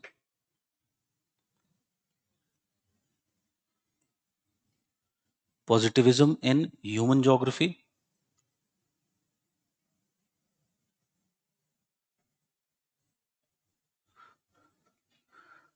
Human geography, in this positivism, what it tries to do? Positivism tries to make the studies objective by doing what? By reducing the variabilities which would otherwise lie in the real world. So it tries to do what? To make objective study. Objective study by reducing various variabilities. Particularly, which type of variabilities? It says that neglect, particularly normative ones. The normative ones. So it has been, the isolated state concept has been essentially used as the example or the manifestation of positivism in geography. And if you want, इसको भी expand कर सकते हैं, but I don't think that in 150 words you'll get more space to essentially write. If you want, conclusion should be the space where you'll write 1-2 criticisms. ठीक है. It should be the space where you'll be writing that. So वहां पर basically लिख लो criticism, and you know the criticism of positivism basically ये क्या करता है? The reality is different today. For example, in a globalized world where there is emergence of information technology as well, so many modern means of communication, can we say that such a conception has a very limited role? Okay, so that can be essentially your conclusion. So we'll take a break now. Break ले लेते हैं and will start at 11:45.